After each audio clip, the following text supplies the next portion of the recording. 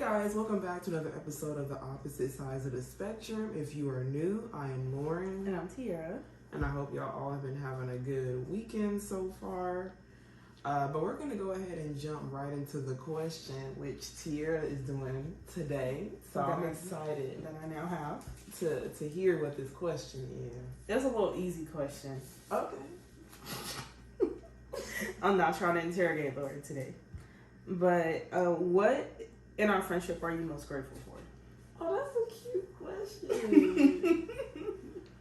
I think I'm most grateful for someone that understands like my love languages. Mm-hmm. I think I'm very grateful for that because there's not a lot of people that I feel like understand. Like you can tell them they'll know they don't understand how that is. Yeah. So I think it's just pretty cool that we both enjoy, like, of course there's things that are different, but we both enjoy like spending time together and things like that. So I think that's something that I'm really grateful for in our friendship. Yeah. For me, I'm most grateful for the safe space you create. Because Lauren is a person that, and I don't know if you do this intentionally or unintentionally, I don't think it really matters, but Lauren's a person that really is good at creating safe spaces for people.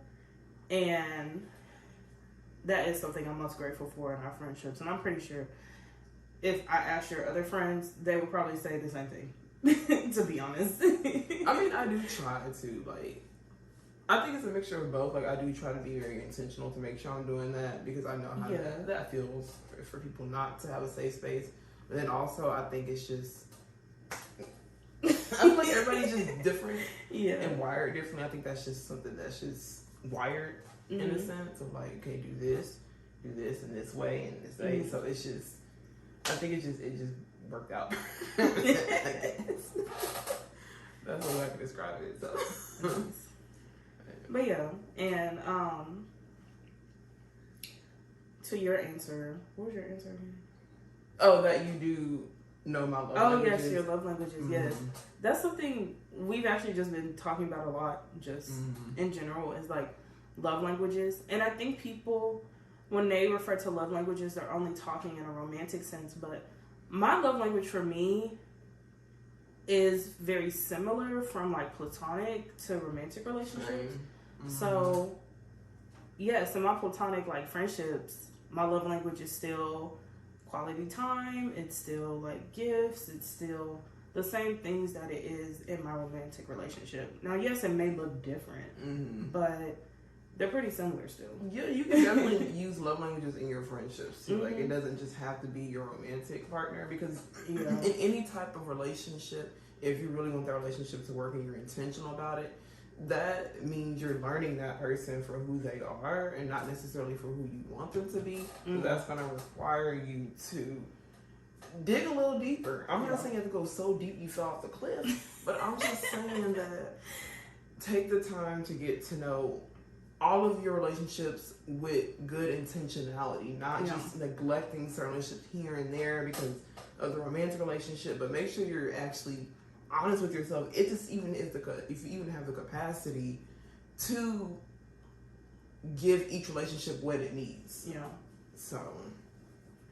But yes, like I think for our friendship, the love language we like the most is quality time. Oh yeah, definitely. We spend a lot of time together. We do. Yes. Yes. And I like that you don't get tired of me. Even though I know I be getting on your nerves.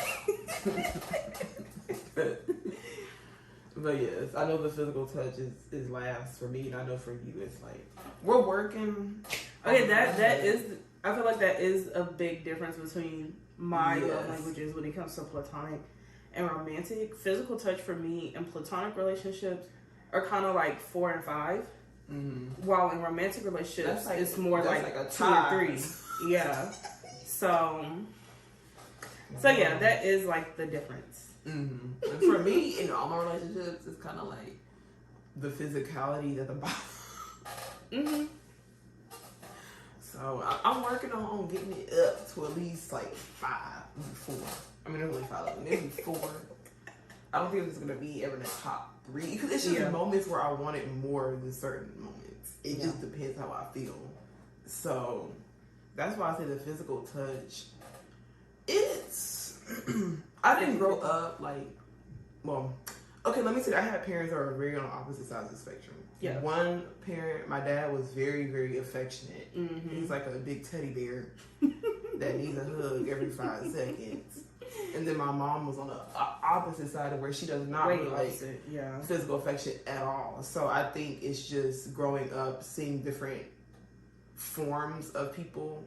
Well, seeing different forms of the physical affection is very interesting. Right. I think I took more onto my mom's side of it. So I'm just working on finding a balance that works for me, instead of just being on the complete opposite side for so with physical affection. So I'm still working on it, y'all. Which is the opposite for me.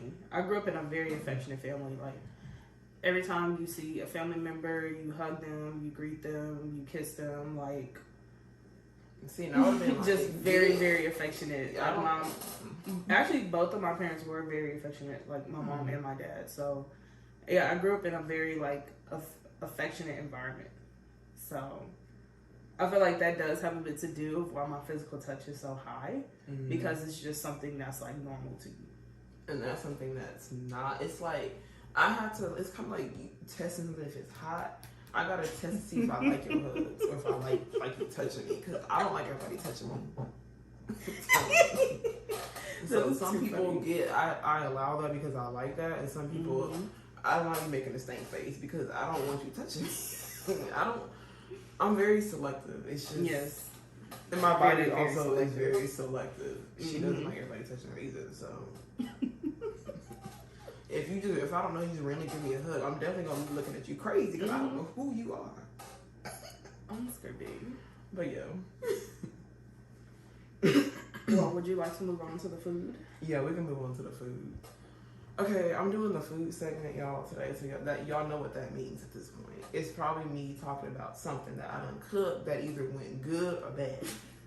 This week, we're talking about how I made the mac and cheese for the second time because I'm making this for my family's Thanksgiving dinner. So these are the practice rounds. Yes, these are me practicing because usually I just stick with the desserts and I keep it moving.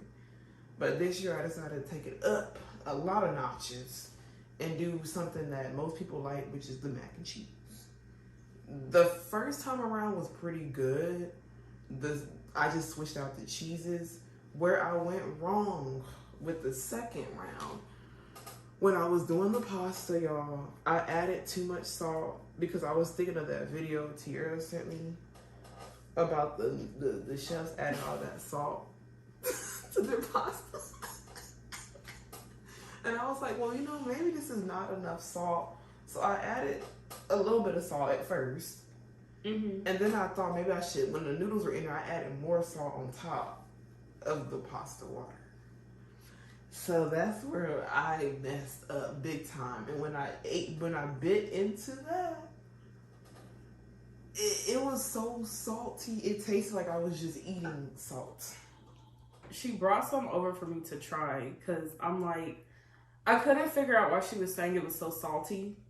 And with Lauren, the first time you asked her, what did you do when you cooked? Oh, I don't know. I followed the directions. I did everything right. This and this. Why did I find out the day she brought it over for me to try? Oh, yeah. Well, when I put the noodles in the water, I put more salt.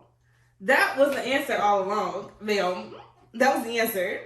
And I didn't find the answer out until a week later, after I've been asking her all week, trying to figure out what happened. But I didn't mention that to you. No, you did not. I'm going to fight you. No, you did not. I told you all the steps that I did. You probably said I salted the water. Yeah. And I'm like, okay, that sounds normal. You didn't tell me I salted the water, then I put the pasta in there, and then I put in more salt. That is very different than I salted the water, period. There was I salted the water comma that I didn't know about. No, this is why I'm doing my practice trials now. I'm screaming. Instead of doing what other people be doing, just winging it and bringing it and hoping people eat it. I'm not trying to embarrass myself like that. That's embarrassing to see a whole pot of food left and nobody touched. But, okay, I will say the mac and cheese, if you overlook the salt, which it was very hard to overlook. I thought she was trying to kill me. But if you overlook the salt, I feel like the ratio of cheese was good. The noodles, you could probably cook the noodles a minute or two less because it continues cooking when you mix it with the stuff and put it back in the oven. So, but yeah, like everything else was good. It was just way too much salt, and the salt was literally just in the noodles. So that's how I could tell it was too much salt water. So I told her just for every pound, do like a tablespoon of salt. Yeah, because I feel like also when you add the other ingredients, it's gonna add the flavor too. So yeah, I was so mad because if y'all know me, I don't waste food, and I had like a whole pan of that. So it's hard to make just a little pan of mac and cheese. Like when you make mac and cheese, you just gonna be making a family size portion of mac and cheese. So I was eating that like for lunch and dinner. I don't see how you ate that for at least 3 days because I don't see how you ate that. It was too. It was too much. The 4 day, like I gotta start eating because it's just because I was, I hate wasting food and I was trying to eat what I cooked, but the salt intake was just way too much for me. I was just like, oh my gosh. That was saltier than the potato chips. You should have just got salted Lay's potato chips. And for Tiara to say it was too salty, that's also how I do. I already knew because we have different salt tastes. If something is too, there's a line between, this is too salty, but it's like edible. Like I like salt like that. Like it could be on the line of being too salty, but I'm like, I guess for like a normal person that don't like salt like that, this would be too much for them. But for me, I like it. It's fine. The fact that it overtook that line, it was like I took maybe 2 bites and I threw the rest away because I couldn't finish it, and I can't believe you actually like ate that for 3 days. Like I get you don't like wasting food, but that I couldn't even eat that. I couldn't even finish what you brought me. I just took small bites of it and I just ate because I had some jerk chicken and some cornbread, y'all. So sad. I just took little small bites of the mac and cheese and I just ate the others. Girl. That's crazy. That's crazy, actually. That's insane. So yeah, y'all. That's my food segment. Well. So when are you gonna make the mac and cheese again? I think the next time you make it, I think it'll be good. Because that was the only thing, like, you just put way too much salt in that pasta water. Which is an easy fix, a very easy fix. That is. So. Yeah. I'm making it probably. Because November coming up fast. Yeah. Real fast. I'm probably making it next week. Or this coming week. Because the rest of the month going to be too busy for me to try. Yeah. So, when I get paid on Friday, I'm going to make this stuff. Probably make it on Sunday. One more time. But yeah, I think this time that'll be good. And I need some taste testers. So I think that's why I'm trying to make it early so I can see you and Taylor. So y'all can let me know if this is yay or nay. If you're cooking for the holidays, please start practicing. Yeah. Practice now.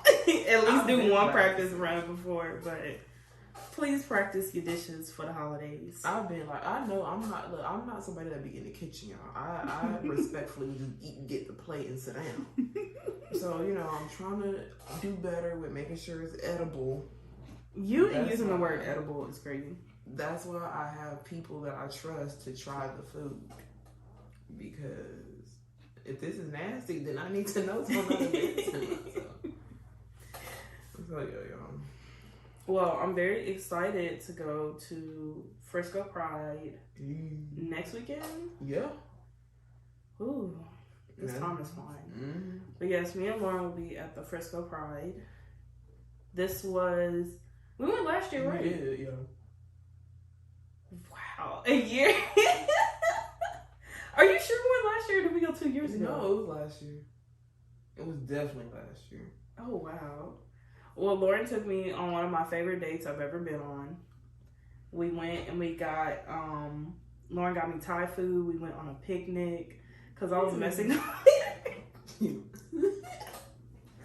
I was messing with her saying that going on a picnic is a date and it's not something you be taking your friends on. But me and Lauren went on a picnic. It was really fun. It was fun. I was screaming. And then, yes, we went on a picnic, and then we went to Frisco Pride, and then Lauren got me a record, because I collect records. So I got a new record that day. We got some Mexican food. Well, you got some Thai food. Yeah, we got Thai food. I'm thinking about another time we went and got Mexican food. Oh, yeah. But yeah, that was, it's definitely my favorite friend date, but favorite date, period, point blank, I've been on. So that was very sweet of Lauren. Oh, I'm glad you liked it. Because I haven't been on one in a while, so I'm like, let's be nice. And Lauren didn't tell me. She didn't tell me where we were going. She didn't tell me where we were going. My friends don't like surprises. Okay. That is something. I wish you would. You came to my surprise party at Speed Zone, right? I think so, yeah. So my mom was trying to make that a surprise party for me. And I was so irritated because I thought I had planned something with my friends. And at that time, the boyfriend I had, I was really wondering why everybody's acting weird that day because I just planned to go to the mall and like the movies or something. And so that day, my boyfriend was acting weird. And like I was on the phone with him, asking where he's at, and he just hung up on me and just stopped answering the phone. I'm like, what is happening? And then my mom was like, oh well, Josh left his house key, so I gotta go to Speed Zone to take him his house key. And I was just so irritated because I'm like, now I'm gonna be late. My boyfriend's acting funny. Like I don't know what's going on. And with everybody, when we went in, and everybody was like surprised. I had like my mom was like, you look so mad. I am a bit of a control freak sometimes. So it's not that I don't like surprises. I just don't like that I'm not in control. But I know I can't be in control if it's a surprise. But then you be complaining because you don't want to be in control, but you still want to be in control. Welcome to Being a Woman, okay? Yeah. Welcome to Being a Woman. I don't know what to tell you. Yes. Just yes. Well, I hope you had fun. I did have fun, but I was mad. I'm sure everybody you probably wanted to come anyway to the movies and mall. It was everybody. But I was still mad. So I just thought that was hilarious. Yeah. Well, I hope you apologize to your mama. Trying to throw you a party. Yes. So, and that's what my mom was like. My mom was like, I'm not planning a surprise party for you ever again. She's like, I'm not doing this ever again. Because I was just so bad. But yes, this is our 1 year anniversary of one of my favorite friend dates. Yes. And it's really funny because Lauren took me to this park. The park was really pretty. Like it had like this little water section. It was really pretty. And there was like a hotel. I didn't know that was a hotel. I didn't look at what that building was. So we were driving up because she didn't tell me nothing. So we went to the Thai place, and I'm like, okay, we're getting Thai food. And then we pulled up to this hotel, and I was going to be like, friend, if there's a conversation we need to have, I'm not going to go to the hotel room with you. That was not. I'm not going to no hotel room with you. Like, it was definitely not. We not doing that. But it was just a little part because I didn't know nothing. She didn't tell me nothing. So and you still didn't the park. I'm like, we're doing now. You said no. You said you were still confused, and I thought you would get it. I didn't get it until I saw all the picnic stuff. Yes. I was like, oh, we're going on a picnic. Okay. That's cute. Yo, cause I had to circle back around too, cause I was like, I forgot why I circled back around, but I did. And I'm laughing because when we went, there were like a lot of attractive women at the time. And y'all know, every time me and Laura go somewhere, we go talk a couple. So, and that is what it is. It just is what it is. I mean, I was still looking. Definitely still looking. I was definitely still 100% I still am looking. single. I know that's not what it looked like right now, but I am single. I know when Lauren goes outings with her other friends, like, it always looks like you're dating. It doesn't look like that's your friend. And that's hilarious. Especially her friends with kids. Yes. She got a whole little family out here. Look, I love all my friends and their kids and their family. Very cute. But yeah, I just accepted it. It is what it is. It is what it is. So like me and Lauren, we are separately queer. We at this point do need a shirt. We are not queer together. Yes. We are separately. So she is available, y'all. If she is, so go to her DMs. I'm screaming. Go to hers first. Because I don't like people shooting. I'm old school, y'all. I don't like people DMing me.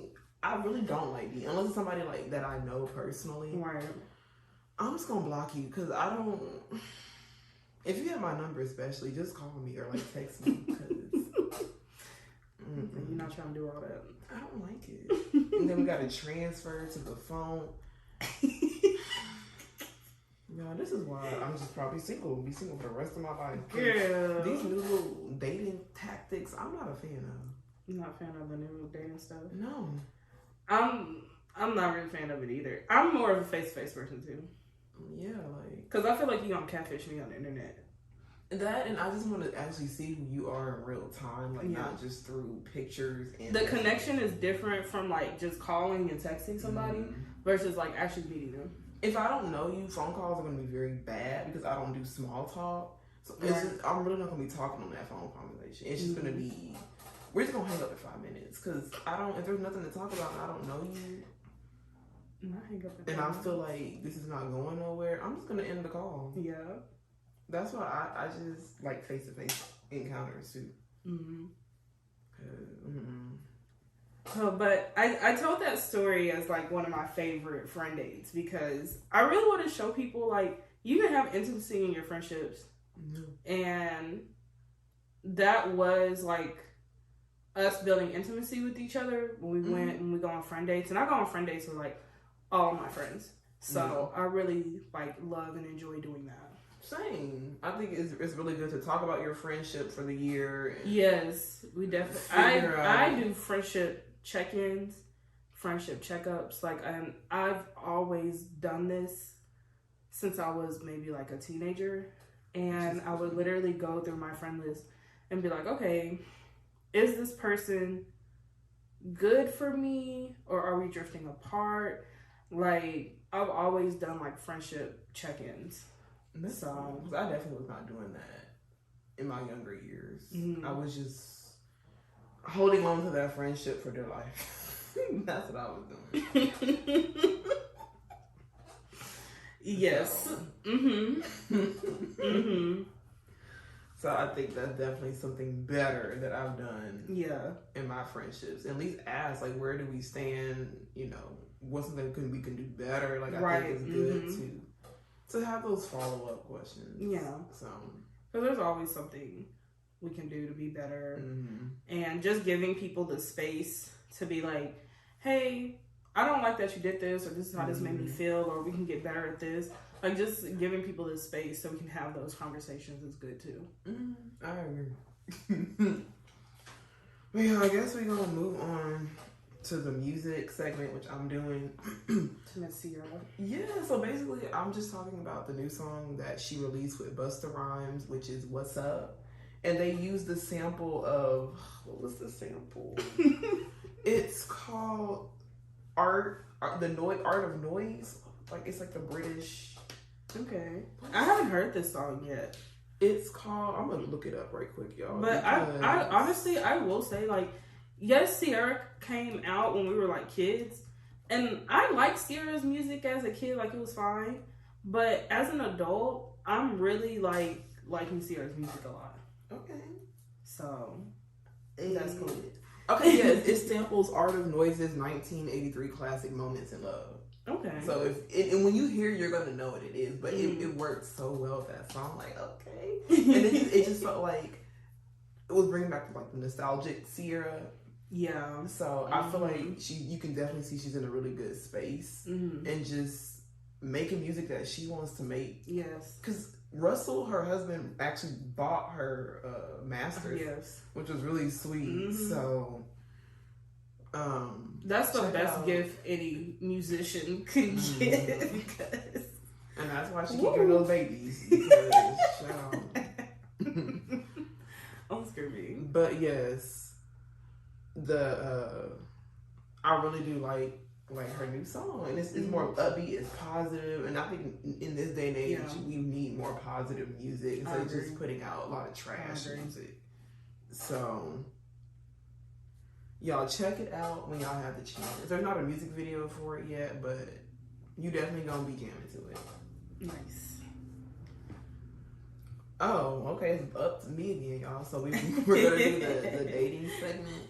And the dating segment is basically a question that's gonna lead us into the topic, kind of. Kind of, sort of. Okay. The question is, and don't think I'm trying to interrogate you because I'm not. Here we go.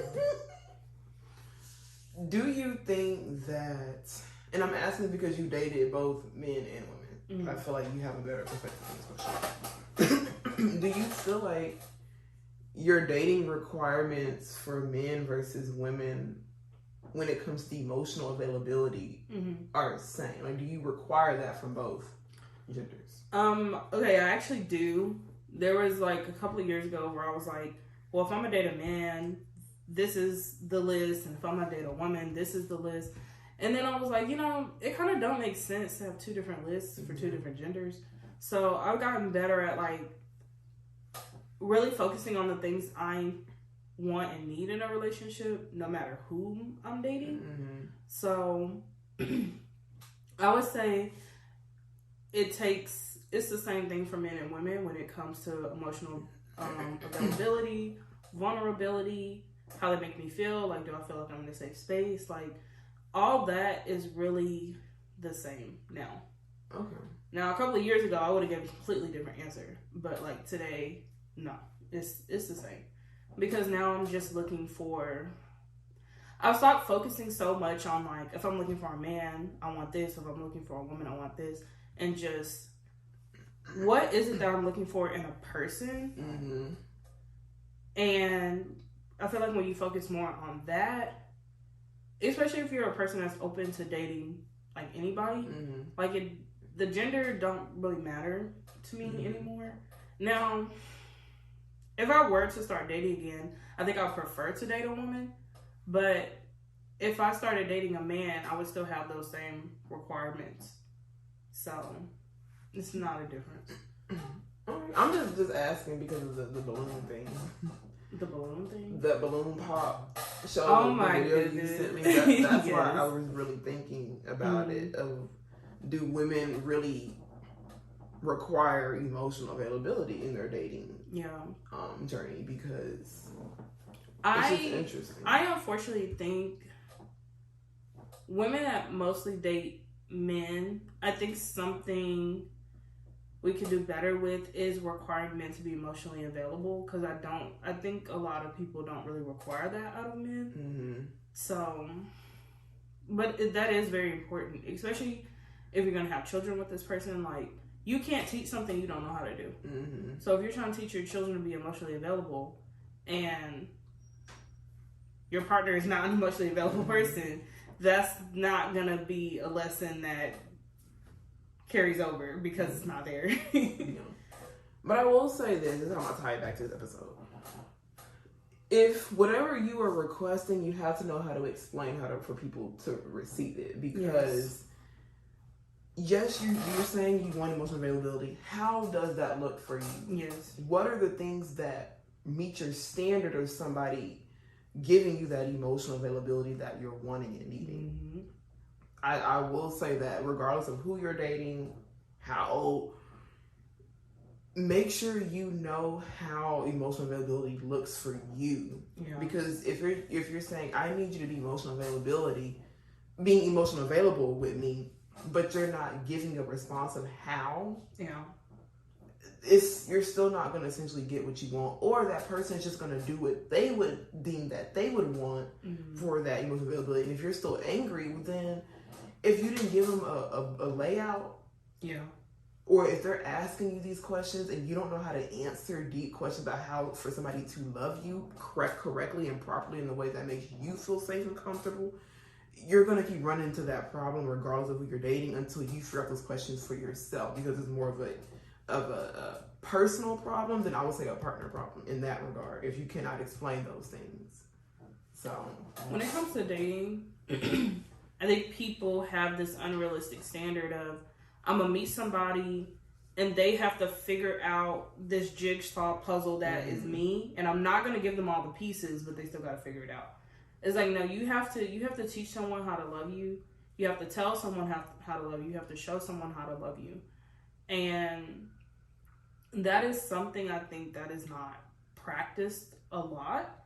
And I feel like that's why some relationships fail, or they're just not as good as they can be, because you're not really showing and explaining someone how to love you. You have to do that. You literally have to be like, hey, and that's why I really like love languages, because it's more of, these are the things that I process as love. And I think it's really good to ask people, like, what do you do when you go on solo dates with yourself? Or like, what are your love languages? Because you have to learn how to love a person. And I think a lot of people miss that piece, and they want to do this, well, let me figure out how to love them. Like, no, I'm going to tell you. I'm going to show you, because that's not something we're going to have confusion about, of how to love me properly. So I really think people should have more. I don't know what people talk about when they date. Me either, bro. I would really like to know what the conversations are like, because they're obviously not any type of deep conversations at all. Or if they are deep, there's some lies being told. Yeah. But you definitely have to show and tell someone how to love you. And of course, like, within a safe space. I'm not saying go on a first date and be like, here are my love languages. This is my instruction manual. Like, no.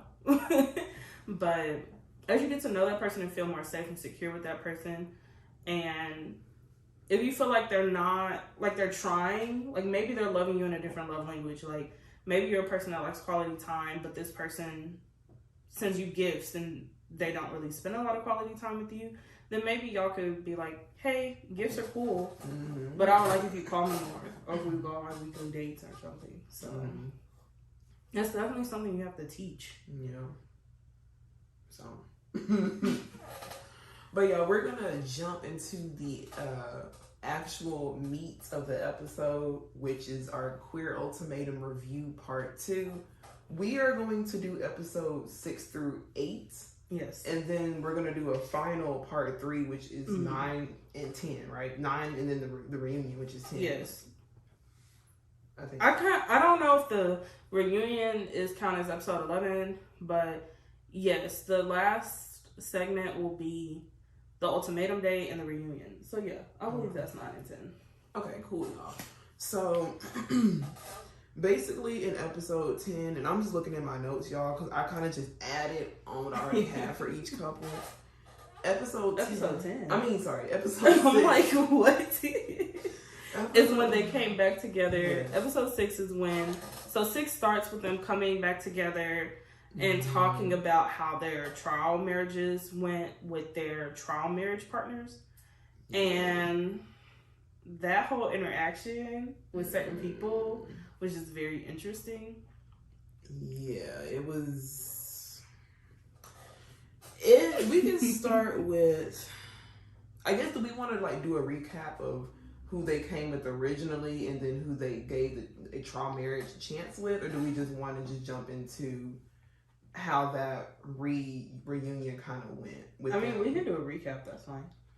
Okay, y'all. So for the trial marriages, the couples were Tiff and Sam, Aussie and Mildred, Vanessa and Ray, Xander and Yoli, Lexi and Mal. Yes. So those were the couples who did not come here together, but they found somebody on the show that they thought they might be a good partnership with. So when the host and everybody came back together, I will go ahead and start with Tiff and Sam. Basically, Tiff explained that she came in with a lot of anger issues, and Sam taught her how to be more accountable with her actions, but also learn how to be more of an effective communicator instead of just communicating things but really not fixing the issue. Yeah. So I will say that, on the other hand, Sam also learned how to speak up more. So I think they both taught each other how to communicate in different ways. Yeah. Because I don't think it's bad if you communicate in different ways, but I think you definitely need to learn how to communicate with the person you're with to make sure that everybody's being heard, whether you agree or not. I think they actually had a positive trial marriage experience. Mm-hmm. Now, I will say, the first 2 weeks, they really argued a lot about this dog. And then the last week, they really became like good friends. Mm-hmm. Now, I feel like even if they didn't argue about the dog for 2 weeks, I feel like they still would have been friends. I feel like they had like a platonic trial marriage, which isn't a bad thing. Mm-hmm. But it did teach them both something. Yes. So I feel like their trial marriage really brought out the things they needed to work on, and they did work on those things. Because they met with Tiff's friend. They had Tiff, like both of Tiff's friends came, but this was the same friend. Her friend asked, have y'all kissed? Have y'all held hands? Yeah. And they both said no. Yeah. I can't do all those things. I'm not romantically attracted, and there just wasn't that romantic attraction with them. They kind of just picked each other because their partners picked somebody else. So it was more so let's just give it a shot to see. Yeah. But they did become really cool friends, and I don't know how their dynamic is off of the show since it's been a while, but I think they became really close. So that was cool to see. So that was nothing really crazy happened with Tiff and Sam. Yeah, it was just a dog thing. But other than that, it wasn't bad. It was. So we're gonna move on to Aussie and Mildred. Whoa, oh my gosh. So, that's why you wanted to say something. Go ahead. No, Aussie just. So Mildred only got about 2 weeks of trial marriage experience because Aussie literally left the last week. Just wrote a note and said bye. Yeah. I want to know where she stayed. Like, did she just pay for maybe in a different hotel room or something? But did she have to pay? Did the producers pay? I just want the producers probably paid for it. I'm pretty sure they probably paid for it because maybe they're like, hey, this might happen where two people just can't stay together, so we got to put them somewhere else. Because at the end of the day, this is a show, so they can't have people disappearing. But yeah, I thought that really sucked. That and Mildred literally said I was kind of robbed of my trial marriage experience, and it also brought up her abandonment issues. So that was just really sad to hear that she didn't really get that whole experience, and it also triggered and traumatized her too. Yeah, and Aussie said that Mildred was being very passive aggressive, which I don't think she was. And she didn't feel safe, but I don't either. There were times where Mildred definitely was being in a space where her tone was not the best. Yeah. But I feel like in this trial marriage, she really did try with Aussie to communicate. I did not feel like her tone was disrespectful. I actually felt like Mildred was really trying to communicate and be level-headed because she already knew that Aussie was someone who did not like confrontation. So she was trying her best.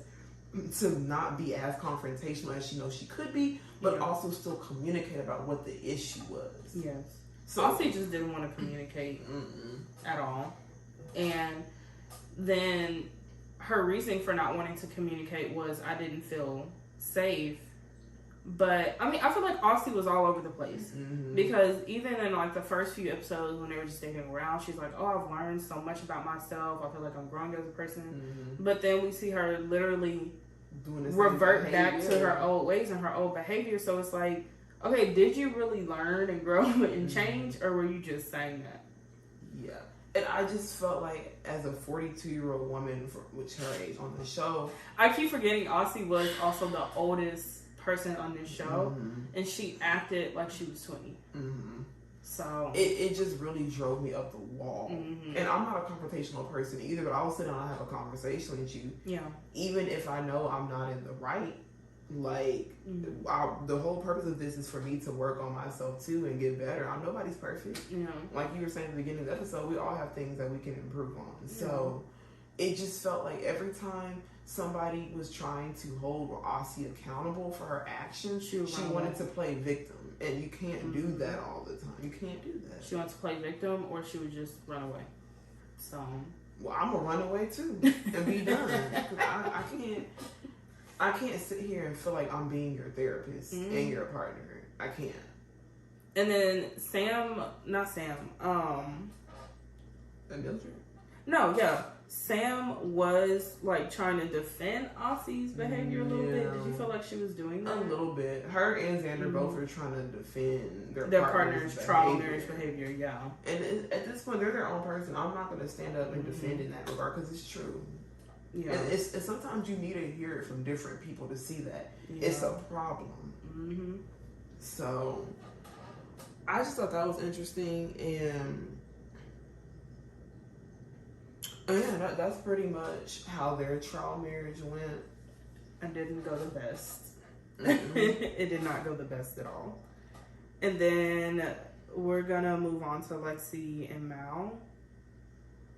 Okay. Yeah, because all the next three really just tie into each other. Yeah, they kind of. But I felt like Lexi, the whole situation with Ray and Vanessa, which Ray is Lexi's original partner, I feel like that whole situation really robbed her of her experience because she was so focused and upset about Ray picking Vanessa to do a trial marriage that she wasn't really focused on her own trial marriage, in my opinion.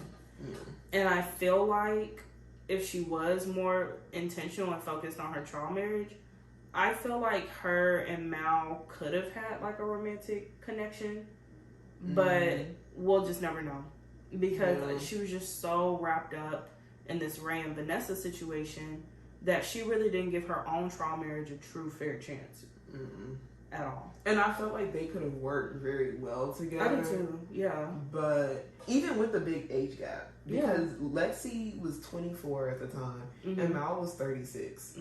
So I felt like Lexi's maturity matched Mal, because Mal was just a very chill person. Yeah. And I feel like very just cool. So I feel like their dynamics would have worked very well together. But once again, like you were saying, Lexi allowed Vanessa, which clearly she wanted to do, get to her and ruin it. Literally, just once one domino fell, the whole domino effect just messed up the whole experience. But I will say that they both said that they felt like they aligned and it was easy and their values were very similar. Yeah. And Lexi was very honest that the Ray Vanessa thing did mess her up. Yeah. And I think she did apologize to Mal that she didn't give their trial marriage the best shot that it could have been, because Mal just sat the whole time consoling her about her ex, essentially. So Lexi said that that Mal was the best choice for her on this show, and I guess Lexi was talking about all the cute things that Mal did for her, and that's when Yoli spoke and said that she didn't receive the cute consistency in their whole 3-year relationship. So that's what I have for that couple. Well, moving on to do you want to do Ray and Vanessa first or Yoli and Xander first?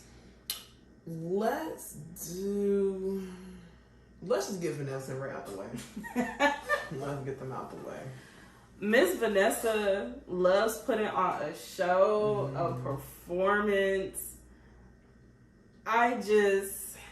Sometimes I try to understand Vanessa because it's clear that nobody really liked Vanessa except for Ray and Xander. Nobody else really cared for Vanessa at all.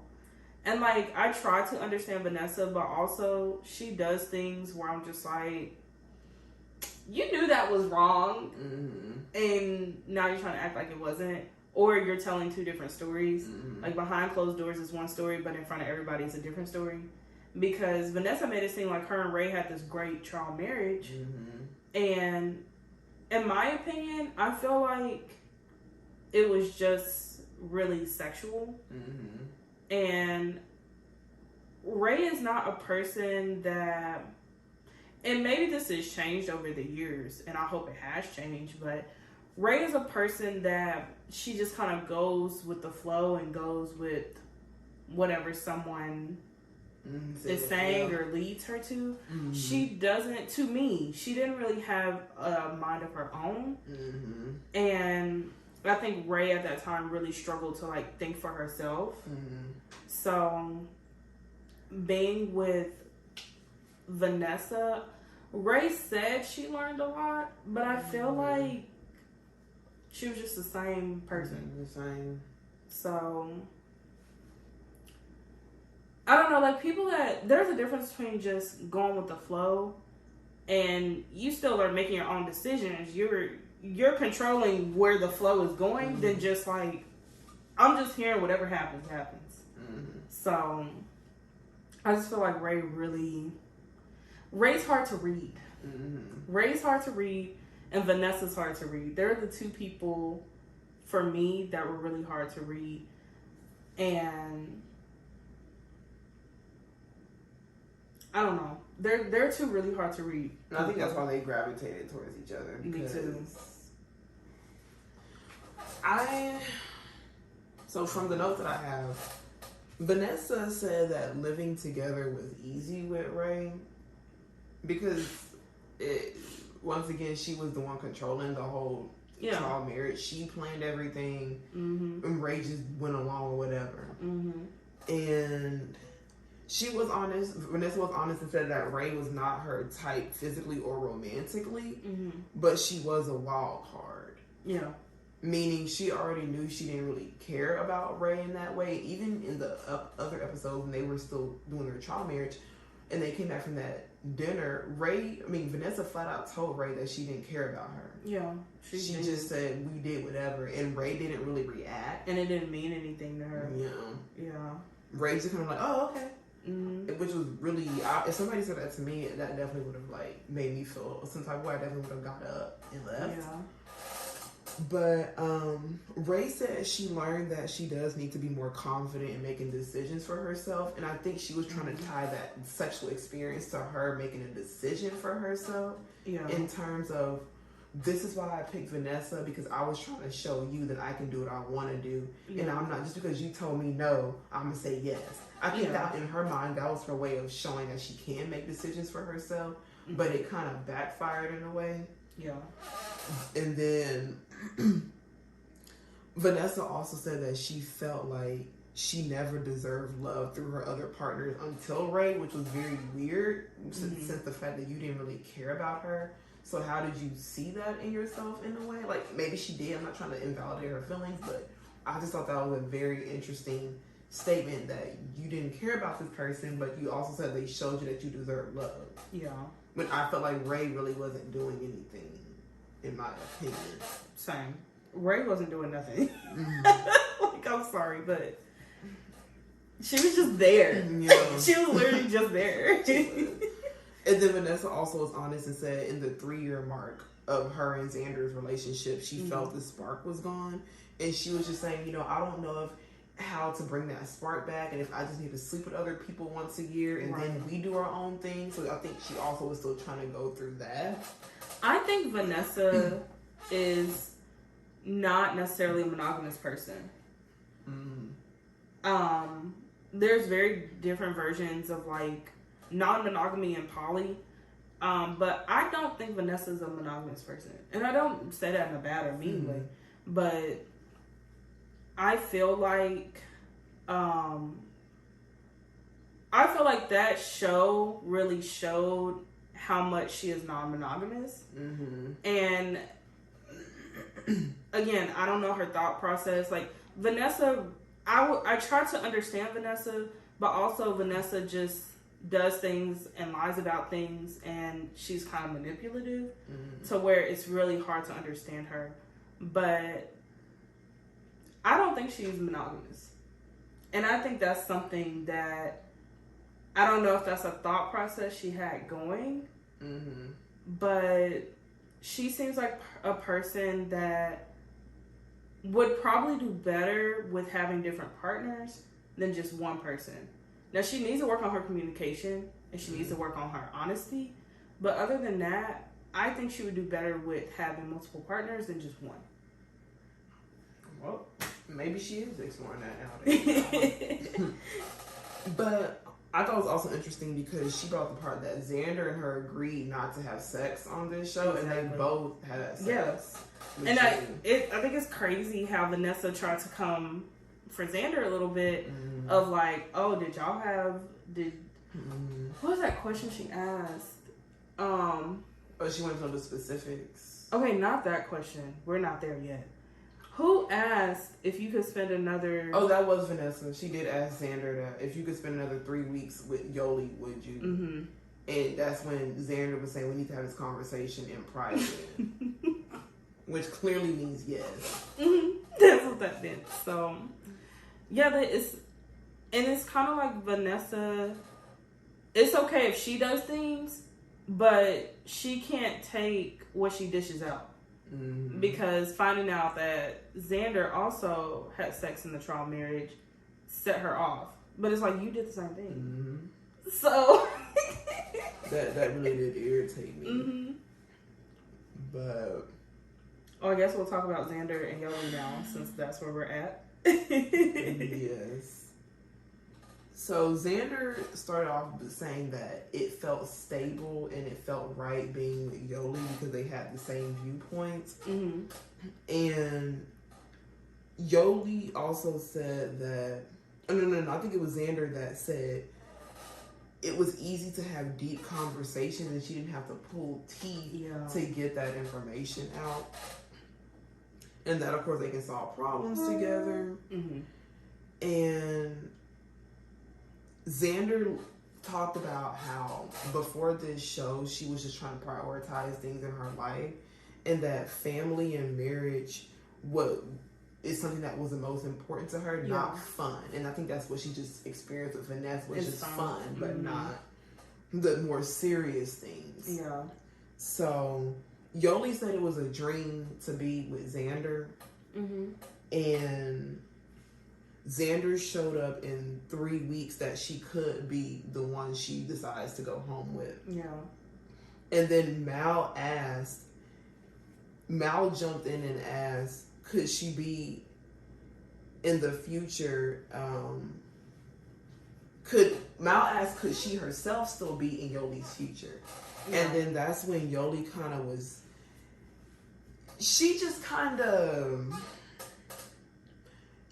Mal peaked the energy shift when she asked that, as if she was annoyed that she asked that question. Yeah. And then just gave a very corporate response and said she enjoyed seeing the growth. These corporate responses. And Mal asked if she was also excited to come back with her. And Yoli never answered the question. She answered around the question. Did she answer around it, or did she just not answer it at all? She didn't answer the question in truth, so she just kind of went around in circles. Like, she did give an answer, but it wasn't... She gave a run around the answer response, and then that's when Vanessa jumped in and asked if they had sex, And she said, we're not talking about that. Well, she actually said that the emotional connection created the physical attraction. And that's when Vanessa said she wants marriage now. And Yoli admitted to being in love with Xander at the table. Yeah. So it was a really uncomfortable... Very, very... They both were interrogated by their previous partners. Because I feel like Yoli and Xander had like a really genuine connection to each other. But they still had these other people that were... Now it's like lighting a fire under Mal and Vanessa of like, okay, I need to fight for this woman back because she's not here anymore. So I think that really initiated the fight between Vanessa and Mal to like try to like get or win their partners back. Because they both, it was visible through the TV screen. The energy radiated through the TV screen. So I know they felt that energy. And I can only imagine you being in that space like, woo. I'm pretty sure it was very intense. So, yeah, after that, they went home with their original partners to start their trial marriage. Their trial marriage with who they came with. So, I feel like Aussie and Sam, they just kind of went back into their own routines. Let me scroll down to this mess. I feel like they just kind of went back to their own routines. I feel like Sam should have really questioned Aussie more on why did you leave in your trial marriage. Because that's something someone brought up at the table of like, if you left during your trial marriage, what does that say for what you're going to do in a real marriage? So I feel like Sam really let that slide. She did. I wouldn't because she knew how Aussie was going to respond. Yeah. And I think she was trying to figure out how to still get her answer in a different way, which she did. So I think she was trying to get Aussie comfortable again before she jumped right into the whys of certain things. Yeah. And I also would have asked Aussie, like, what makes you feel safe? Because that's something that you've brought up a lot about not feeling safe, and that's why you don't open up, and that's why you don't have conversations. So I definitely would have asked, what makes you feel safe and secure enough to have difficult conversations? We can't just avoid them. You can't run away every time we have one. So what is it? What are things we can do, I can do, you can do, so we can create a safe space for us to have difficult conversations? That's a whole other thing we haven't even got to yet, but I got you on that one. But yes, with the whole Aussie and Sam, when they reconnected, I think it was Aussie's friend, because they met with another, because her brother came and then one of her friends came. When they went to the dinner with Aussie's friend, Aussie was being very rude, and Aussie actually saw a change. Aussie brought up in their confessions that she saw a change in Sam, and she didn't know if that change was compatible. Because I feel like she was being more like assertive and more just outspoken about things and really just trying to communicate more with Aussie. But we see that Aussie doesn't like communication at all. If it's not happy-go-lucky, she don't want to talk about it. And that the fact that Sam was really like bringing up more like difficult things and conversations for them to talk about made her uncomfortable. And I thought it was disrespectful when they were at the dinner thing and they were having their argument. The friend was just looking like, I don't know if I should leave, I don't know if I should stay. Aussie was saying, you see, this is the new Sam. The new Sam. And then the friend was sticking up for Sam and saying, why'd you call her feelings BS? Yeah. And that's when Aussie literally just left and just cried and had a breakdown in the parking lot. And her friend had to come out to like console her and stuff. Yeah. But basically a common thing that I've noticed with multiple partners and multiple people is that they did not deal with their childhood wounds, and that carried over into their adulthood and their relationships. And that's why a lot of them act the way they act, because I think they're still functioning in that child mindset of just not dealing with those wounds. Yeah. And when she was outside crying, I was saying, I'm really trying, I'm trying, and it just seems like I'm not good enough for her, and it's not enough. And then Sam came outside looking for her, and Aussie called the producer people to come pick her up. So she was already gone by the time she caused this whole scene. Like, it was too much. I feel like if I was Sam, that would be the last straw for me, because it's like, you left during your trial marriage. You left me. Like, we were out having dinner with a friend, and then you disappeared. Didn't even tell her where she was going, just left. And I feel like from like a friendship standpoint, I don't know how I would navigate that friendship dynamic either, because that means you can't have this conversation with me either. That is so true. It's just, that's definitely what that means. I don't know how. I don't think that friendship would have lasted very long at all. Yeah. But what really pissed me off about Aussie and Sam, mainly Aussie, is that when they started filming at night, Aussie came back and apologized to Sam about how she acted. Yeah. And I appreciate. I'm proud of Sam for not letting up and still wanting to question and talk about what happened at the dinner. And Aussie was basically just saying, I wanted, because Sam was saying we need to learn how to better communicate. Like, we can't keep going further if you can't communicate. And she's like, these are things, I've seen things that I don't want in my marriage. Yeah.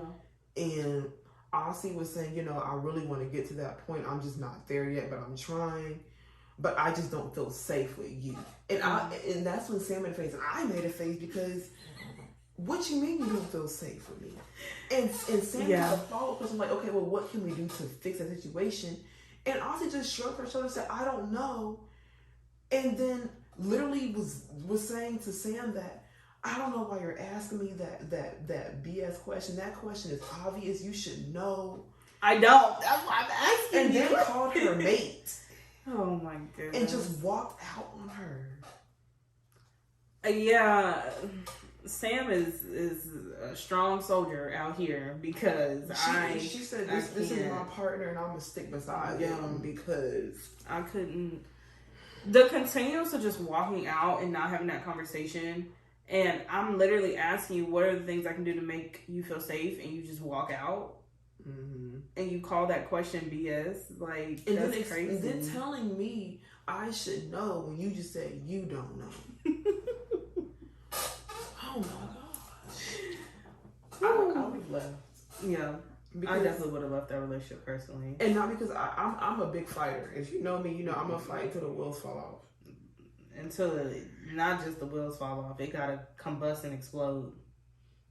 You fight to the very bitter end sometimes. But this was too much for me. The fact that I can't even have a conversation with you and you're a grown woman.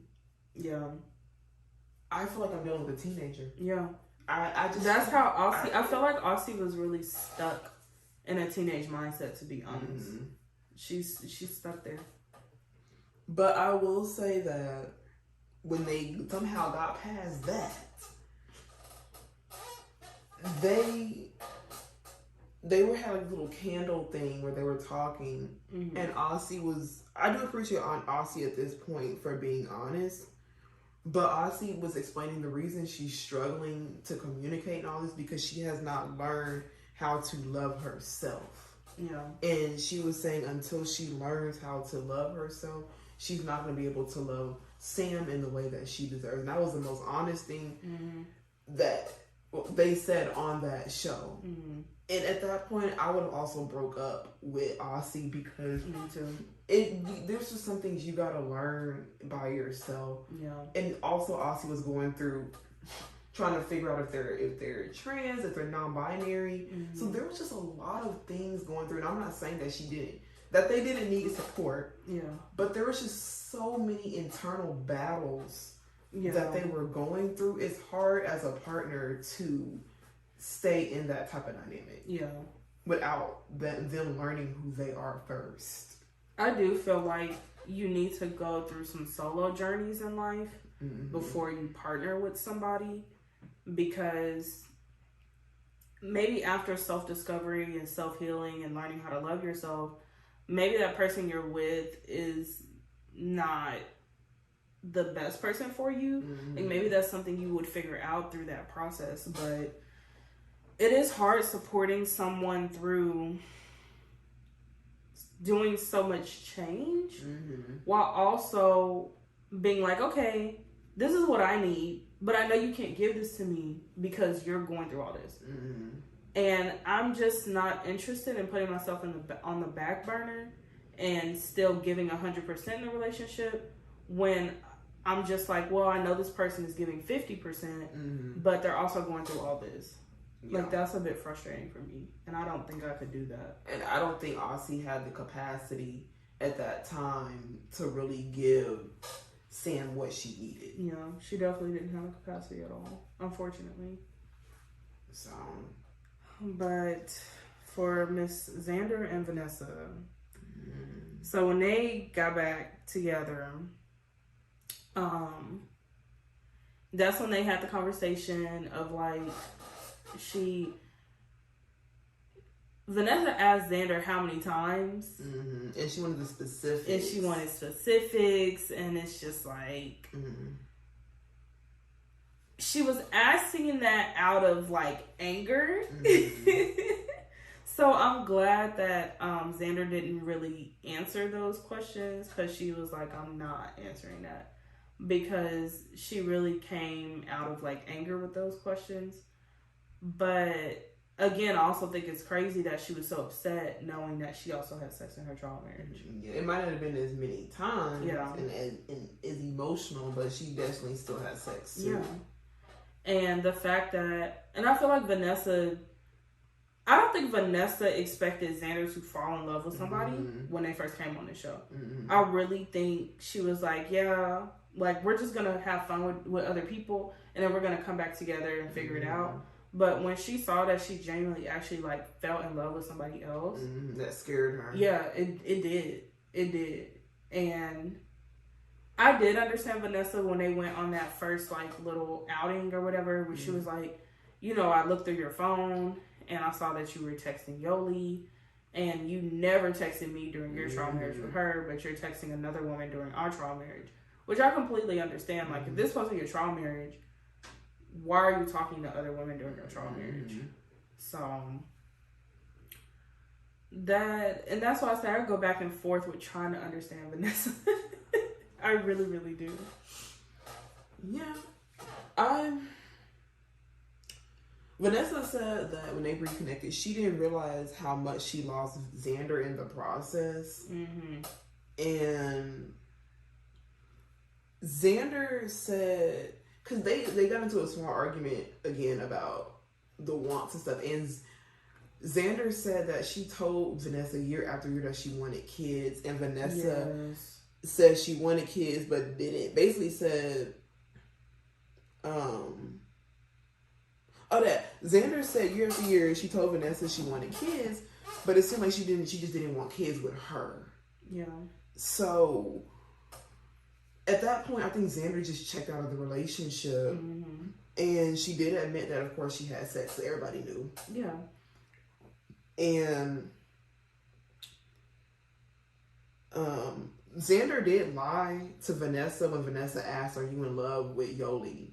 And that's because she said, she either said, "I don't know," or I remember what she said exactly, but yeah, she definitely did lie. And it's just, if you're that passionate about somebody, you need to be honest that you're in love. Be honest. Yeah. That's something I did not like about Xander, is that Yoli was very honest and truthful about her love with Xander, but I feel like Xander was not reciprocating that when it came to having conversations with other people, because I feel like she didn't want to say it out loud because that meant it was real. Yeah. And I think she was still trying to make it work with Vanessa, but her mind was already gone. Yeah. But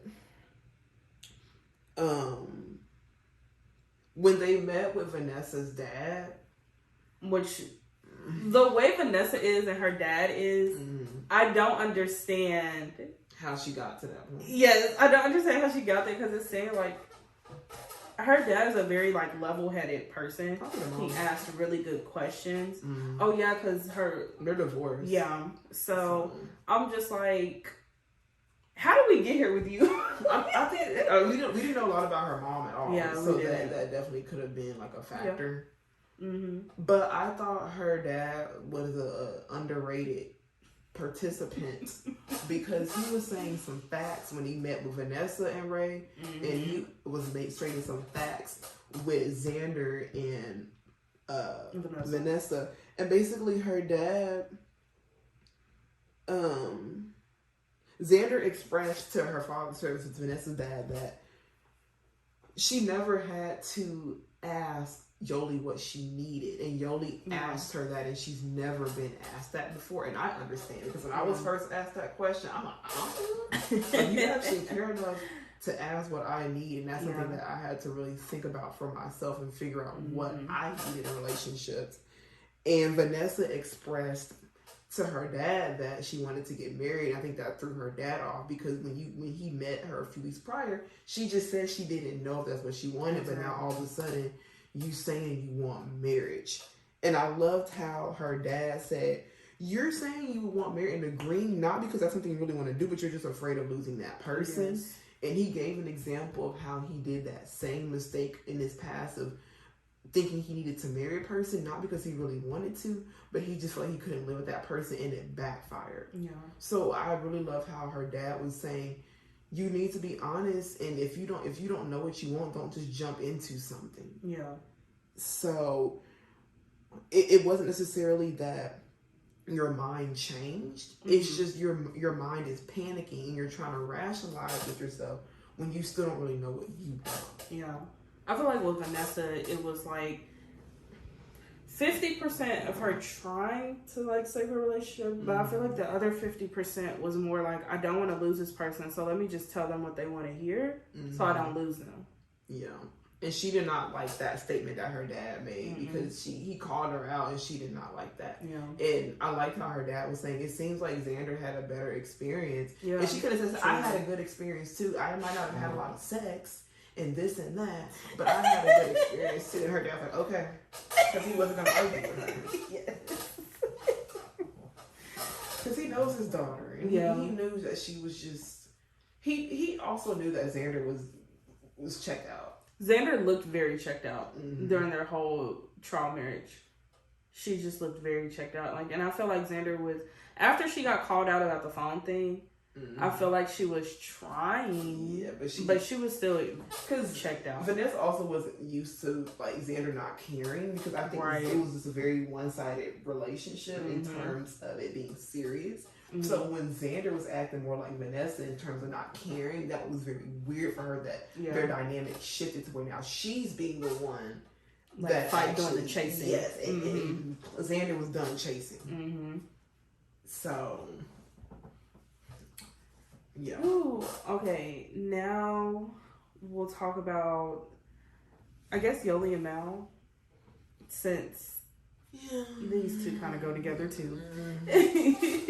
So when they went back to the room, Yoli immediately started crying.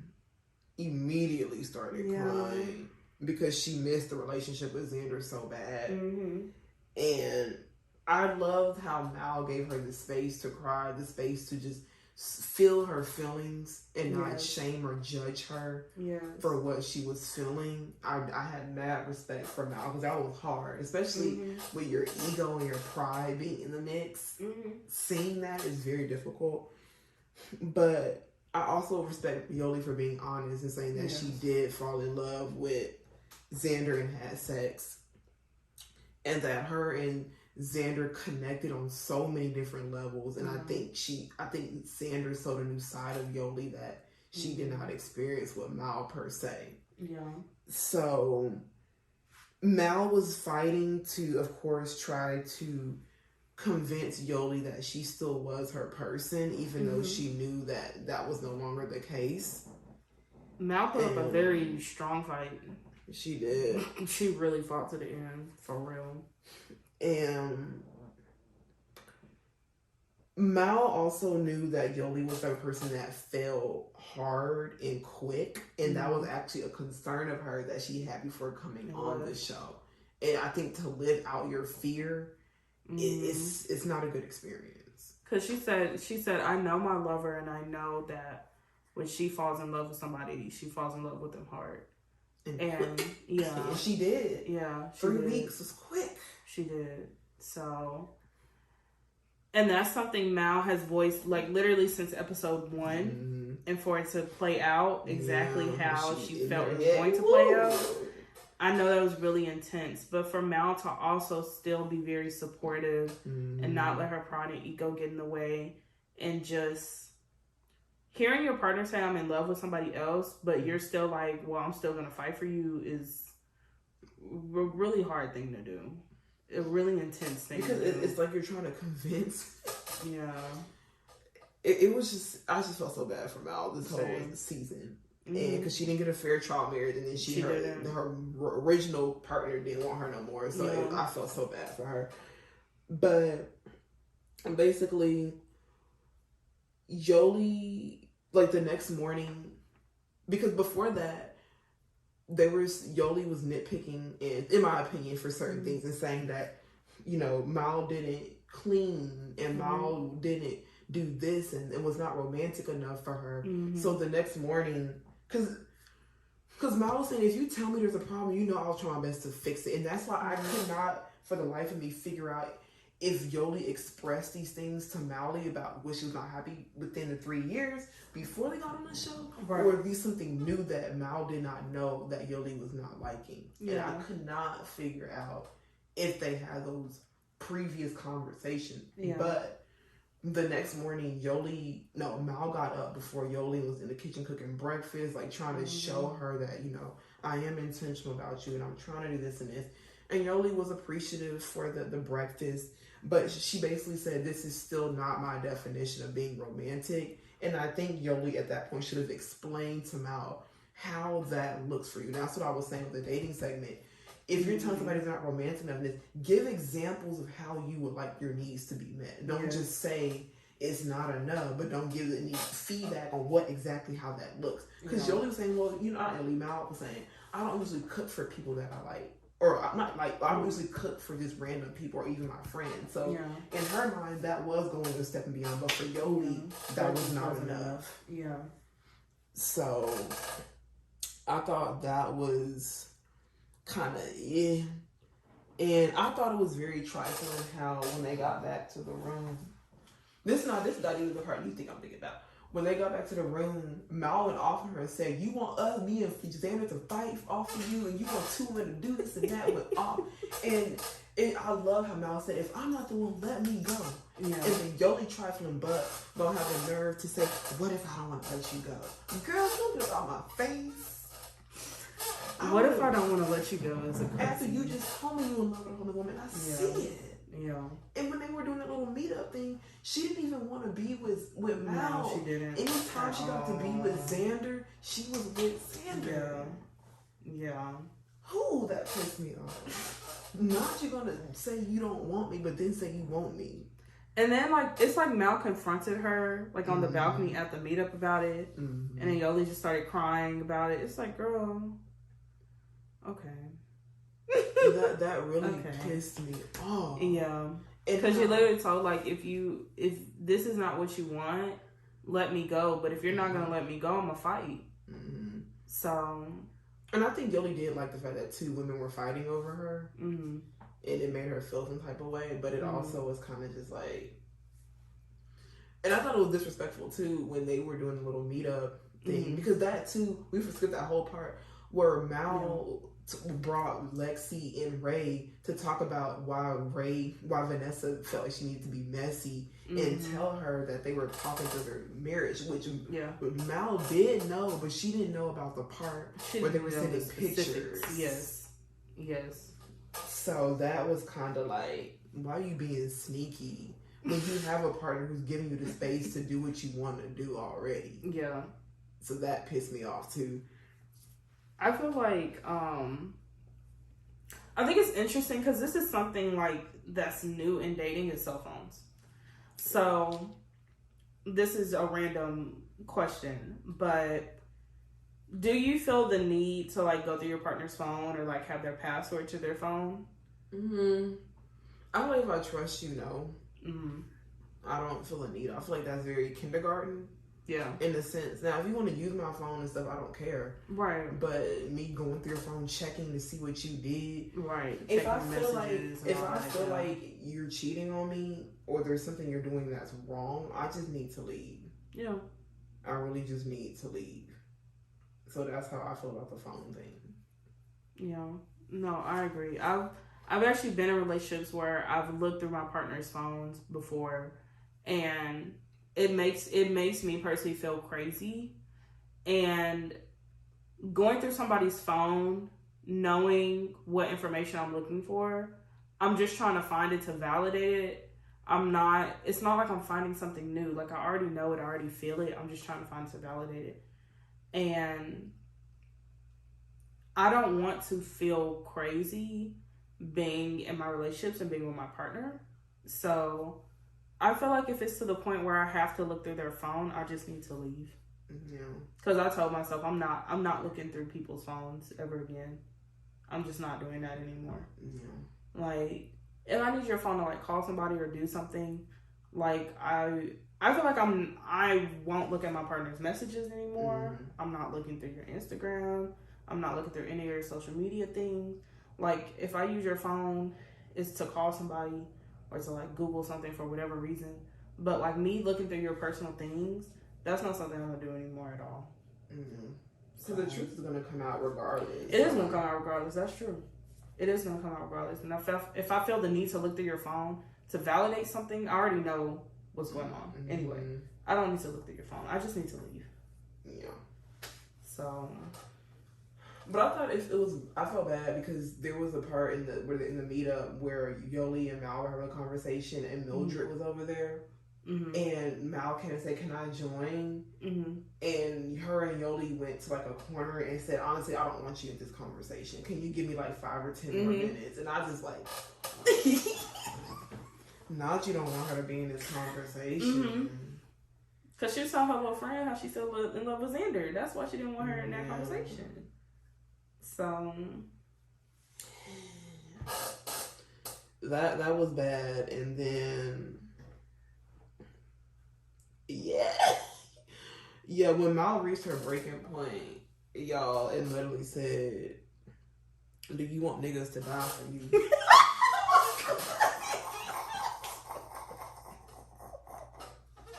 Did she say that at the dinner or when they met with her friend? No, she said that when it was just them in their room. Oh my goodness. She said, "Yeah, you want us to go to war for you." Yes.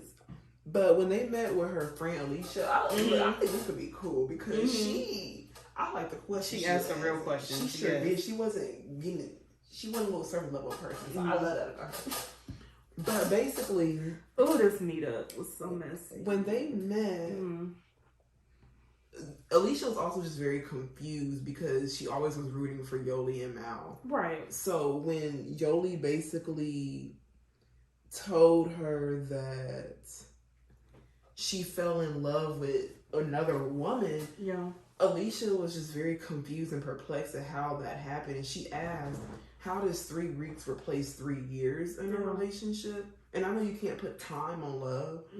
But I was telling Tiara this. The problem is not that Yoli fell in love fast. The problem is it's a pattern with her.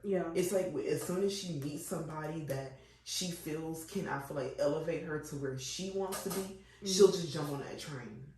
And I feel like with Xander, the things sounded good on paper. Right. So in her mind, she's like, well, Mal can't get me to where I want, but Xander can get me there quicker.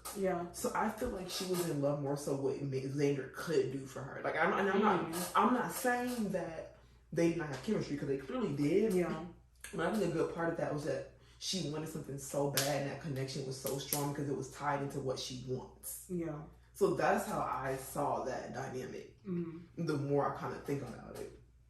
But what really was interesting is when they got to the kid part, and Alicia asked, are you confident that Xander can give you the things that you're wanting for that you said Mal could not really give you? Yeah. And that's when Mal was saying that, though Yoli was saying that Mal's inconsistencies and messiness concerned her, that she would not be a good person to parent with. Mm-hmm. And that's when Mal went off and asked Yoli, have you ever been asked to be a godparent of kids? Because people trust me. Because if they didn't trust me, they wouldn't ask me that. Yeah. And then also, Yoli explained that when Alicia asked what can Xander give you, that's when Yoli explained that they talked about the finances. Yoli saw Xander's bank account. Xander was on the correct insurance that they needed to have the children, on top of Xander having extra money to cover for out-of-pocket expenses. And when they said they looked at the insurance, Lord is so silly. When she talked about the insurance thing, that made me kind of cry a little bit. I'm screaming. Because Mal said in the previous episode that she was thinking about adding Yoli to her insurance. Mm-hmm. And y'all, I don't know if it's like I'm not trying to limit it to a masculine person thing, but if you're thinking about adding somebody to your insurance plan, that's serious. You locking them down. Mm-hmm. This is the person you want to spend the rest of your life with, because y'all know insurance not cheap. So if y'all, that really hurt me from Mal, because talking about financial things with another woman, and also making it seem like I'm a bum. No, for real. That. I feel like Yoli did kind of do Mal a little wrong when it came to the finances thing, because, look, there's nothing wrong with working at Walmart or nothing, but she made it seem like Mal was just working her little job, making $12 an hour. Like, she really made it seem like she wasn't doing anything financial. And that was the first time that Mal heard about all that. Mm-hmm. And I thought it was crazy that her friend had to pull out that information instead of Yoli being honest with Mal about that. I feel like Yoli, yes, she was honest that her and Xander had a connection, but I felt like throughout their trial marriage, throughout Yoli and Mal's trial marriage, things slowly start to peel back of just how deep things got. So quick. Yeah. Talking about insurance and showing you my bank account, I've known you for only 3 weeks. That's crazy. Yeah. It is. And I don't trust you to be showing my bank account like that. That was wild. That's a lot. Mm-hmm. That's really intense. That really is intense. And the fact that, once again, another question I had was, when Yoli confessed her love was this deep for Xander, how are you saying you're confident in that you're in love, but you can't be honest about just how deep you are in love with her? Yeah. Why couldn't you be honest about the things you're doing, since you're saying you're in love with her? Yeah. Once again, especially if you have a partner who's giving you a safe space to talk about what happened. Yeah. And this is not even the sex, y'all. This is just two people talking about the same thing that they want in terms of, their future. So I feel like something that Yoli and Xander did was, yes, they could admit they were in love with each other, with their partners, but they weren't honest with themselves about how deep it really went. I think Yoli was. Slowly. Yeah. She slowly revealed it over time. Mm-hmm. And I feel like if they both were like, I'm deeply in love with this person, that would have just been their answer. They wouldn't have gone through all this. But I feel like they both were trying to give their original partners a chance. Yeah. And that's why they kind of went through with it. But Xander and Yoli were very deeply in love with each other. Mm-hmm. So, I just thought no question about it. I just thought it was crazy that Yoli literally got up and said, I can't do this, I gotta go bye. Mm-hmm. And Alicia just looked perplexed. And I think from a friend perspective, it's I've seen y'all together, and yes, I know y'all were having y'all's thing about going back and forth about marriage, but to see this turnaround. Yeah, to see this turnaround. to see your partner be in love with somebody else, and to see your partner kind of like degrade you in a way of like, I don't think you're a good person with kids. I don't think you're a good person to marry. We would have been arguing off of that. Telling me I'm not good with kids. Yeah. Oh, we would have had a long argument. So if you knew you wanted children for the last 3 years, why'd you continue dating me if you didn't think I was going to be a good person to parent with? No, for real. I'm not understanding how we got to this point. We've been talking about this, and I wanted to know what type of financial conversation did Yoli and Mal have, because Mal said she was saving money, but it seemed like Yoli didn't know that, and I don't know if Mal was just trying to get a certain amount and then tell Yoli, hey, I don't know, but I think they definitely should have had financial conversations if they did not already have those conversations, and maybe that would have put Yoli more at ease, and it could have prevented from going on the show altogether. I don't know. Yeah. But that is irritating me. And the fact that they had that whole argument, and then Mal had the audacity to still ask Alicia, if I marry her, do you have your blessing? Oh my goodness. And Alicia just sat there and didn't say anything. And Mal Same. I wouldn't have said that either, because it's like, are you being for real? Like, are you being serious? This woman said, you're not a good parent. She called you broke. And now you sitting here saying, if I marry her, are you still going to like support it? It's like, girl, no. Ask me that question again, and then ask it for a third time so you can really hear what you're saying. And then she still answered all confidently. I like that she said, "What's best for you, Mal?" Because Yoli's gonna choose. She's choosing herself. So you need to do the same. I feel like one of my friends asked me that. My friends know when I say you grown and you gonna make your own decisions, and I'm not sure she's gonna make your own decision. It's a bad decision, but she gonna let you make it. I'm not saying it's a bad decision. I think it's a bad decision, but you gotta make that decision on your own and be okay with whatever decision you make, because you grown. So that's. I let grown people be grown. If you want to make grown decisions and do grown things, then do that. Then do it. I don't think it's a good idea, but you're a grown woman, so it's your life. I agree. But yeah, that was crazy. That was pure craziness that Mal really asked that.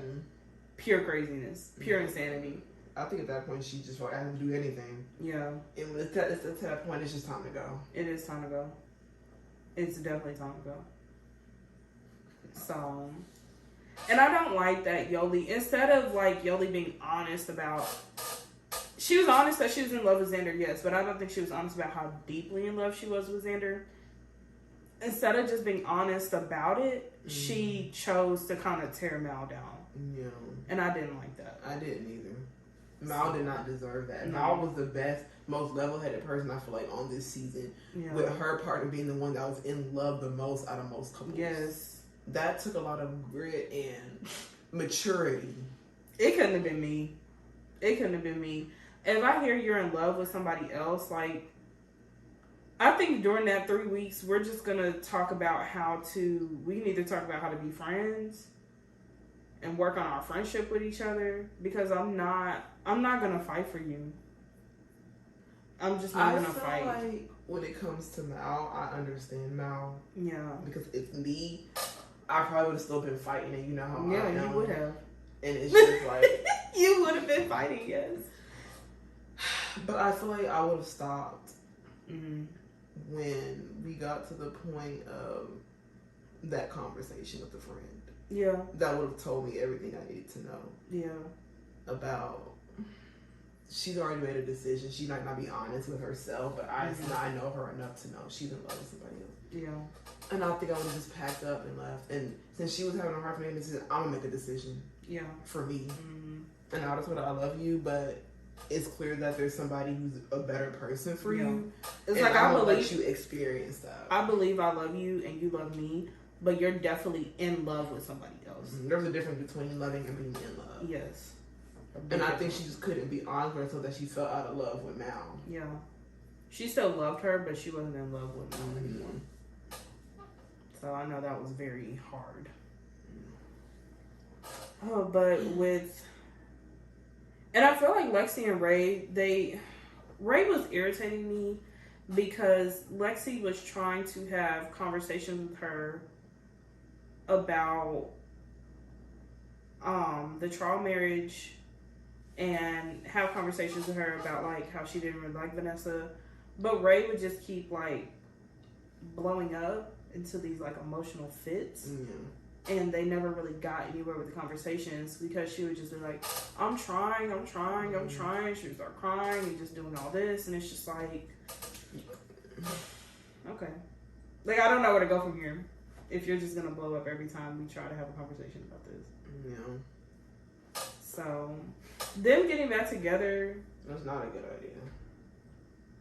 Because, honestly, Lexi was still mad about the whole Vanessa and Ray thing. I don't think it's something she could have completely gotten over. No, it's not. It's something that made her mad from the point she had that really bad interaction with Vanessa, all the way up until her and Ray's trial marriage.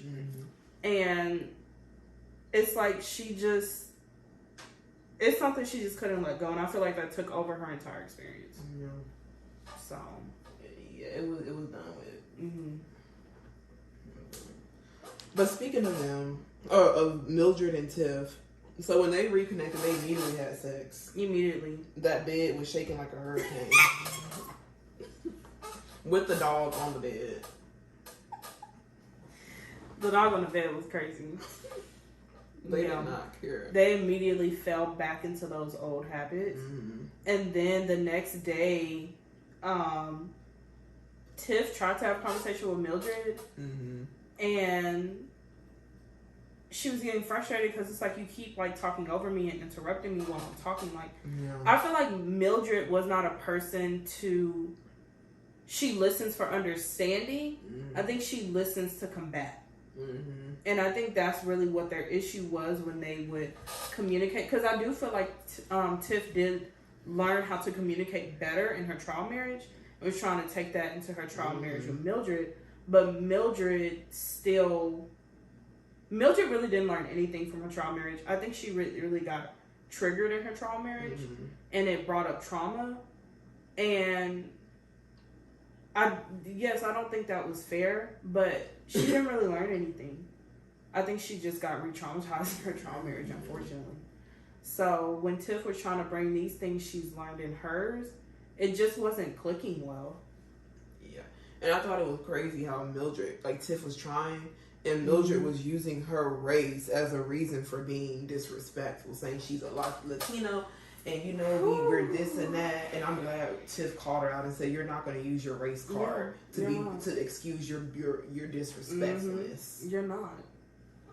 That was crazy. That's a whole different conversation. Yeah. Because that's just a whole different conversation. I just think it's interesting how being like, when it comes to like Latina women, how their feisty and fieriness is seen as attractive, but to black women, we're rude and disrespectful and aggressive. That's why I say that's just a whole different conversation that we're not going to get into right now.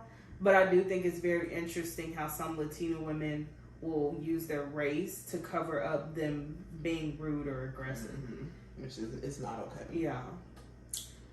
But, I'm trying to see, did I have? I really didn't have much about Mildred and Tiff other than they fell back into old habits. And I feel like Tiff really was trying to do better. Same. But I feel like Mildred was really just re-traumatized through her trial marriage, and it just kind of, I feel like it pulled her back more than it pulled her forward.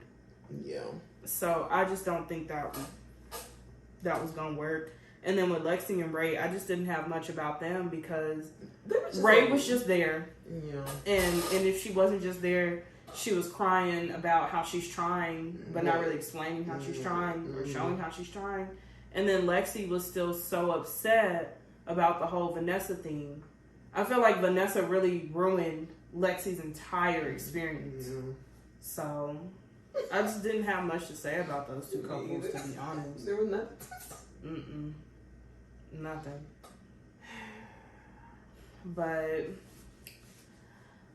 I think it's very interesting watching this show a few years later and seeing where everybody ended up, but also seeing how much more Lauren enjoys this show now than she did when we watched it a few years ago.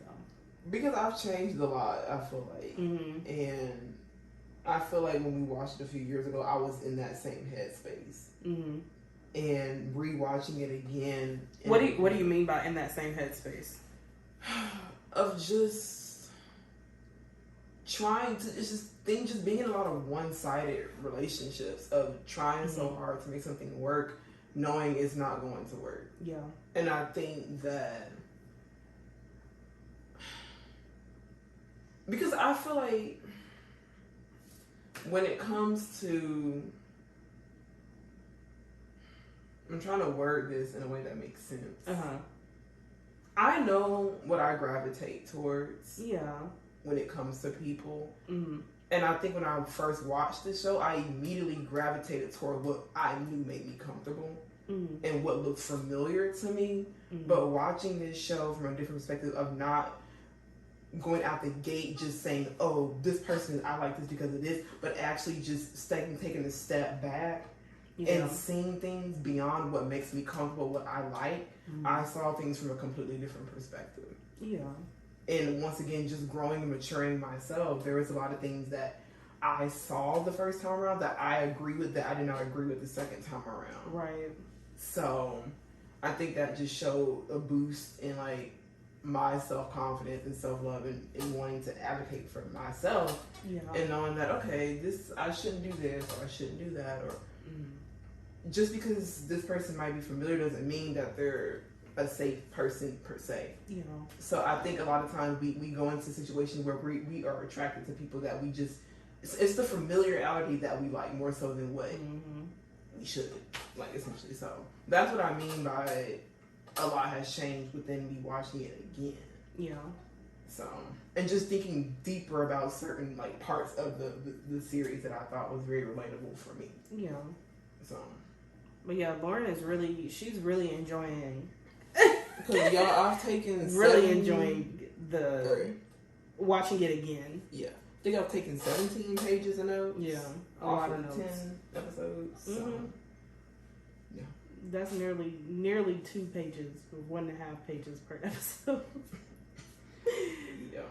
So yeah, Lauren's way more, and Lauren does not be watching TV like that or nothing.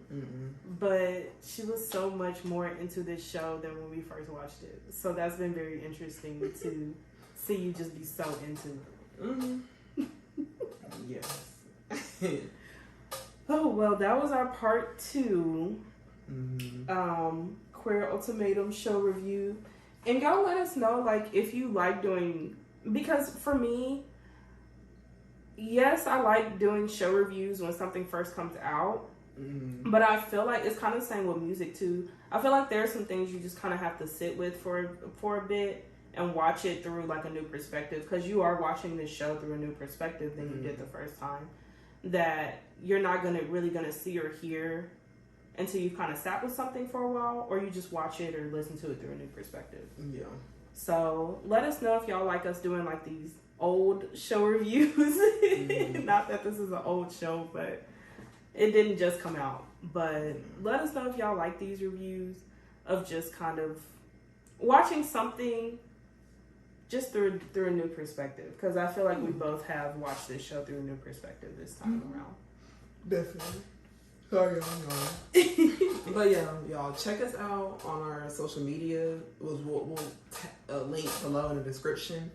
Definitely let people know about our podcast, make some comments, give it the YouTube experience, because we are on YouTube as well. Yes. Now, I don't know why they don't show the video itself and it's YouTube, but if you just want to hear like the audio, then that is on YouTube as well. So we hope y'all had a good weekend, and peace.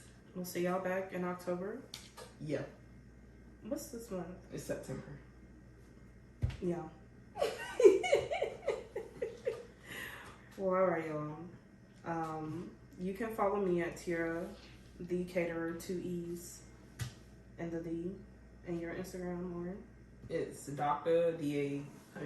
D-O-C-T-A. Reese, R-E-E-C. I'm screaming.